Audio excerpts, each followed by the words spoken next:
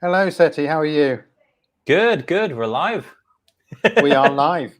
And today, I've just got to say, we've got the best of. We've got Seti and myself.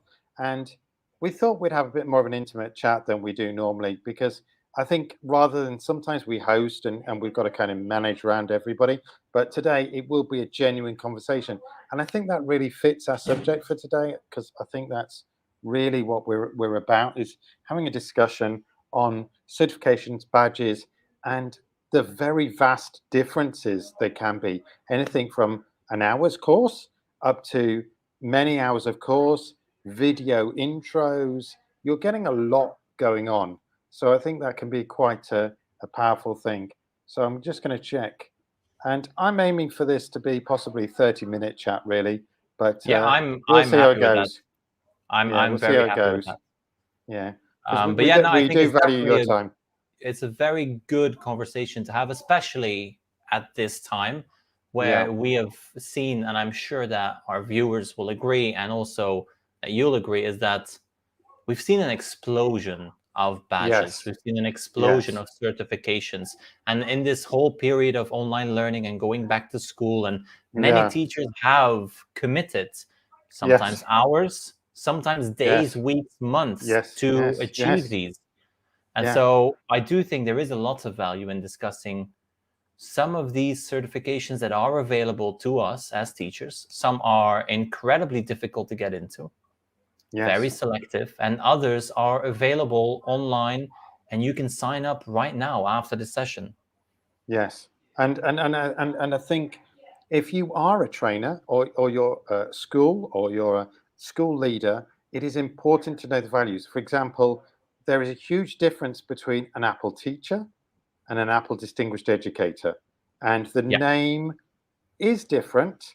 Um, but to be an Apple distinguished educator, you have to make a professional quality video. You have to be making a real difference, and only then will Apple give that to you. Whereas to be an Apple teacher, that is their training course, and you will do 3 to 4 hours, perhaps a bit more if you do the extended badges, and you will get that. So if you are in charge of the professional development and you have iPads and your Apples, then that is a really powerful thing, the Apple teacher, because you know all your teachers can get it. You know it shows a little bit of commitment. You're talking 4 hours, not days, and you might get it. This is something you will get so long as you do the required work. And it's Google good. I also, think you can. I agree. I think you can compare it with a certificate you get at the end of a training or at the end of a yes, workshop. yes, Similar to attending a day, say that it's your inset day or a PD mm, session, you're attending it, you're there for the day, and at the end of the day, you get that certificate that proves your commitment in terms of you have spent 1 hour, 2 hours, 3 hours, 4 hours. That can then obviously be used to reaccredit or to prove your commitment to professional development. That's how I would look at, for example, the Apple Teacher. So Apple mhm, Teacher, I've gone through it, and many of our staff have. And why? Because it is very useful. If you are using iPads in the classroom, I would say do it. If you are mm, using MacBooks, go through it. The Apple Teacher has all their materials freely available. They talk about both the iPad and the MacBook in the class, and you choose which path you take. And then at the end, you get that badge, and that's to show, okay, I've gone through this. There's no test, there's no formal test, there's no project that you have to submit, nothing like that. So it is more about that professional development. yeah, ADE, the Apple Distinguished Educator, that's where you have to apply. You have to apply yes, and you actually have to prove using a portfolio yeah, that you are part of that group, similar to what we have with Google. With Google, we have, for example, the Educator Level 1, Educator Level 2. So we have our Educator Level 1, entry level, you're new to using Google Workspace. Okay, you're ready to get started. Here are some tips and tricks that you can implement in your classroom. yeah, yeah, And we've got level two. Level two takes it a little bit, you're looking at some of the applications more in depth. You learn about other things that are sort of brought into it.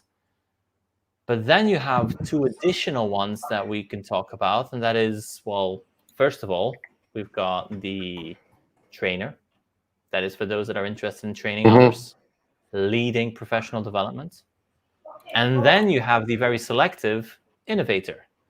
That's where Yes. you have to build up momentum, social reach, you build up a portfolio, and then you can apply for innovator and you're handpicked.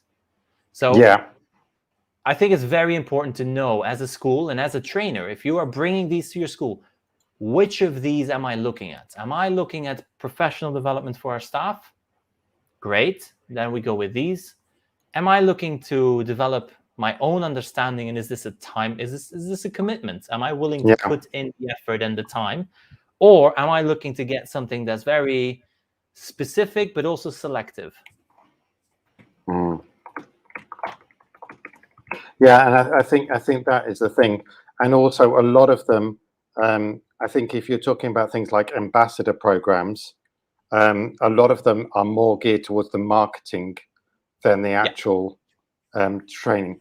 So if we talk about the big three, Microsoft offer really good quality training. Google offer quite demanding exams, and Apple offer really good training. So if you are using Office 365, you're using the Google products, or you're using the Apple products, you should definitely go for one of those three training Mhm. programs. Once you've completed those, you might consider the Microsoft Expert, the Google Innovator, or the Apple Distinguished Educator. But understand that is a highly selective application process. And you're going to have to put in, you know, a good amount of work. I think is the Yeah, fairest I way to agree. look I at would that. say, I mean, like you say, start off with the ambassador programs if you like something, and if you really Mm, are, if you're excited about a product, say that there is a yes. product, no matter what it is. I mean, there's many ambassador Yeah. programs, and I'm actually part of a couple of these ambassador programs just because I Yes. love the product. So, for Yeah. example, I'm a Merge Cube ambassador. Now, Hmm. is that something I'm going to put on my CV? No.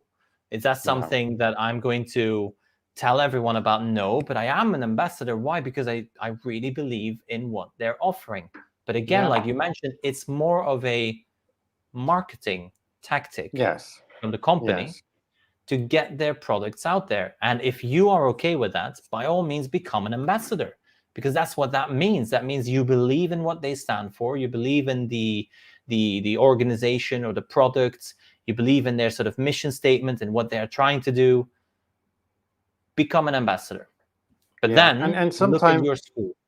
Look at what yeah. you're using in school and go with those first. Yeah. And I have had some bad experiences. I did a course from Seneca Learning, and they said tweet out if you want a certificate.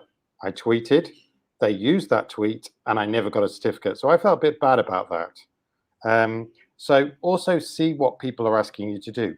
If they're saying you have to tweet first, or you have to email first, or you have to give out people's personal information first, then that's really not good. Yeah. And there will be companies that are doing that. Fair enough. If you're giving your own email address, okay. I mean, that's your choice if you want to share that. But as soon as they're asking for other people or to share with your friends, that sends a big alarm bell for me. If I'm No, giving out I people's email addresses, then that's a definitely. really iffy one. Um, Definitely. I mean, it's almost if you go to a website and there's a very valuable resource that you'd like to use and it's a mm, free download, then it's your choice to give up your email address in return for that download. yeah. So However, if the putting payment someone is your else's personal email address in information, there, yeah, that's not and okay. that's not okay. And they are quite good at trying to suggest that you could let your friends know or give the discount. Now I like people like Camtasia who give you a discount code, and they tell you to send the email, and that is the highest standard of ethics, really, I feel, because they've given you the code. If you pass it on to your friends and then they actively seek out Camtasia or Snagit, then that's their choice, and they've given them the 20% off, which I thought was brilliant. And they didn't say you have to give up your emails or send it to your friends. They said, yes, you can send it to your friends, but we're not going to get involved with that. Here's the code, Yeah. send it out. Here's a nice And little certificate. and that's the same on my own channel. I mean, I am a TechSmith affiliate. I have Mm, codes there, but if you choose not to use those, I have no problem with that. If you are going to purchase this software and you are looking to do it and to get involved, It's there. Use it, Yeah. share it, do what you want, but it's your choice. And I think that's important. But I also really like what you touched on in regards to what is expected once Yes. you become that ambassador for the once you become that trainer. So I think every program has their own requirements in terms of you have to conduct this many trainings a year, you have to produce this many resources per year. So there are some ambassador programs where people get really excited about becoming a trainer or becoming an ambassador. They sign up for the product, they get started, and at the end of the training it says, and now you have to create 10 resources every 6 months to maintain this. Yeah, and that's To hard. me, that also feels a bit iffy, because that is something that you need to mention to those signing up right at the start. Yes. It's different for trainer, because if you sign up to become a trainer, then you are looking to train.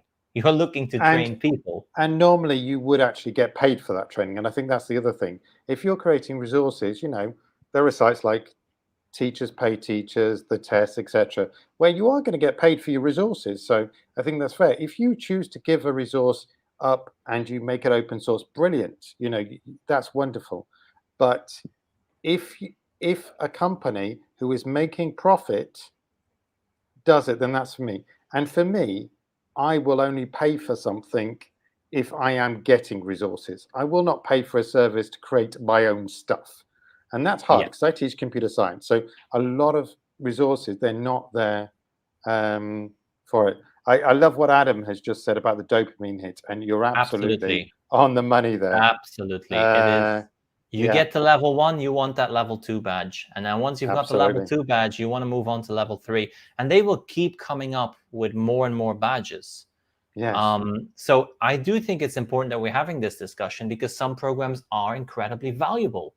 Mm, To give you an example, the Google Innovator has been one of the best professional yes. developments I have gone through. But it wasn't an online program. It wasn't a one-off. It was an academy. There were trainers. There was a community. There's a mentor. It's a year-long project. So you go to an actual academy. Now it's online, but it's Yes. multiple weeks, and it Yeah. requires a big time commitment. And it's a year-long project, and you have a mentor. So that is Yeah. valuable professional development. I mean, when you look at programs like ISTE, there's a Yes. value in that. It's an excellent program. There's a lot of value there. When you look, for example, what you were saying with some of the ADE communities and people that are Yes. getting Yeah. involved, the resources that are being shared, and this is being shared because they want to share it. This is Yes. not because it's a requirement. They have not been told by Apple, you have to do a No, webinar every and week. I am a distinguished educator. There's nothing, no requirement. Once you're an ADE, you're an ADE. And again, you have an amazing community that comes with you. There are people I can talk to on my WhatsApp. I can get in touch with people, and you are part of a committee, and you are helping. And of course, you are helping Apple, you are helping Google, but they will then also put in resources to help those people succeed. Same with Microsoft. If you are an MIE expert in Malaysia, you will have a monthly call with the rest of the team, and they will put somebody from Microsoft on the call. They are listening to educators. So I think these are very powerful, and all of them have social networks and materials. Apple has its own website for that. Google has its own resources, its own forums, and Microsoft, of course, has Microsoft Teams, but it also has forums as well. So Yeah. it's those are the big three. Another one to mention, they don't do the big innovator thing in terms of huge commitments, Adobe, but actually Yeah. the resources for educators and the training available to you is fantastic on their products. Yeah. And yeah, absolutely brilliant. And I Um, think that's where, if you're an edtech integrator watching this or listening, or if you are at a school and you are in charge of finding professional development or organizing it, look at what you are using in your school. If you are an Apple school, that's where you should be looking. If you have access to the Adobe Creative Cloud and all the applications, then that's the one you want to be looking at. Because not only are these of great value, they will also help you understand the programs better. So for example, if you're a Google school, a Google Workspace school, your new staff that is coming in, and even your existing staff, just going through that Educator Level 1 will remind them of certain things that are possible, ways that you can integrate the tools into their lessons. I mean, there's been a big change, and it's like a multiple choice test at the end, and then once you have level 1, you can move on. You don't have to do level 1 first before you do level 2. You can do level 2 if you feel, okay, level 1, I don't need to check that. But I would recommend doing both. It's definitely valuable in terms of just those reminders of what is possible, and they expire. So these also expire because these tools do update. And so because these are more program tool focused, not, for example, Google Innovator doesn't expire. Google Educator expires. Why? Because Innovator, it's pedagogy, it's teaching, it's learning. Google Educator 1 focuses on the tools and using the tools in the class. And so that expires because these tools change. There are constant updates. And I think that is important as well. I think when you look at a program and it is a tool-based badge or a tool-based certification, if it doesn't expire, there should be a little alarm bell that sort of goes off. Well, I'm not sure about expire, but the date at which you've been given in terms of you should update this because, for example, looking at let's say that I'm doing a course on how to use, say, Mote, or how to use Screencastify, or how to use Edpuzzle. These tools will look very different 2 years from now.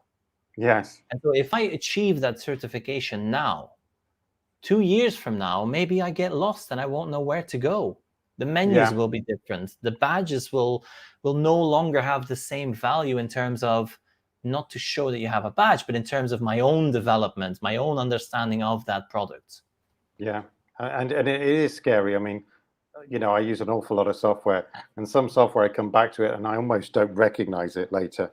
So if it's not something you're using regularly, but I think so long as there's a date on the course that you did, I think that's fair enough. And if you're then regularly using it, I think it is. If it's an entry qualification, I think that's a-okay. And I think that's a real part of the deal. Adam is saying our badge is evil. Well, they are marketing, so I think that's the point. And even the good badges, even the good ones are marketing. They have the logo, they have the name. It's all part of marketing. We know building a community is.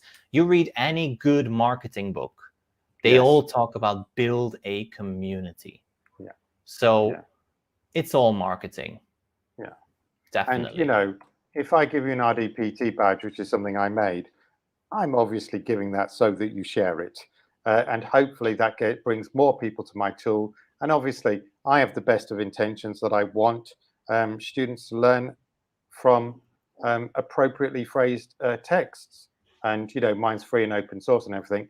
But the bottom line is, I would like you to share that badge and do a bit of marketing for me, because I don't have the budget. And those companies that can even afford massive budgets, they realize that badges and certificates are relatively cheap to distribute. And it's not necessarily a bad thing, because if I was a first-time user of RDPT, going through that certification would show me what is available. What can you do with that? And I would stress, obviously, it's my tool, so I can talk about it. But that RDPT quite clearly says how many hours of professional development it is. So you read the certificate, and I think that is important. Because schools also put certain requirements on teachers, and I know this is different around the world, but in order to keep your teacher license, or to keep, show commitment, there are certain schools and districts, and they require teachers to show evidence of a certain number of hours committed to professional development. And this is one of those areas where I think Microsoft really shines. They have a huge library And not of just Microsoft products either. That's the other crazy thing. no, it I is mean, an it's massive. excellent. Yes, it's pedagogy, products, everything. And it's always very clearly marked how much time was spent on that Yes. badge. And then all the badges are put onto a portfolio and you can download that. Everything has dates on them, the commitment, everything you need. Yeah, and I think that is best practice, and I think that's it. And it's Adobe has a system that works in a similar way, but it is much more focused about the things that Adobe do, like photography. So if you're looking at those products, then I think that's really powerful materials. I So like what Adam is saying in the chat where he said, if we had a world full of badges instead of ads, would that be a better world? Well, personally, I would say I think they're both marketing. Okay, they're both trying to get us to get the product really. But a world of badges, okay. why not? At least you've played around with the product and you know what you're promoting. The ads, okay, I think ads will always have a place because ads do work. Marketing works, and so I think there will always be ads on websites and ads on videos, but I think what a badge shows is more integrity in terms of if you see, for example, that I'm promoting a badge, it's because I believe in that product, because maybe I did the course, I got the badge, and I'm never even showing the badge. So when you see that type of commitment, then I think it becomes a very different style of ad. It's a different kind of advertising that's taking place. And so I think badges have an additional level of commitment and integrity. I see James has just disappeared, but I'm sure he'll be back. It's probably an internet issue. But I really like what you're saying there about that badges versus ads. I think it shows commitment, definitely. For example, when I mention to people, that I love certain products, that is because I actively use those products. And because if I didn't like it, I wouldn't promote it. And so that's the same sort of mindset I try to bring to when I work with certain companies or certain products on my own channel. I would never promote a product or use a program if I didn't believe in it. Camtasia is an excellent example there. Why do I use Camtasia? Because I really believe in it. Did I go through their certification course? Yes. And was it valuable? Absolutely. It was hours of content and it was incredibly valuable. So it was all about how do I use this product? How do I edit this part? What is possible? And so even though I had been using the product for many, many years, I still went through the certification and I still found things that I didn't know before. And I think that's the real value in badges and certifications. And so that's really what I think we wanted to talk about today. Now, I see we're 23 minutes in. I'm not sure if James is going to come back, but I think we could probably say that that is a long enough chat about badges and certifications. Now, if you're watching this video after the live stream, jump into the comment section and let us know what badges are you pursuing, which badges did you get, what is a certification you're interested in, and what would you like to learn more about, and then we will get into that comment section and we'll do our best to try and respond to every single comment. So for now, I'm going to say thank you everyone for watching. I thank everyone in the chat, everyone watching this, not live, but later when it's on the channel. And we're going to say bye-bye. So I'm going to say bye, everyone, and have a great day.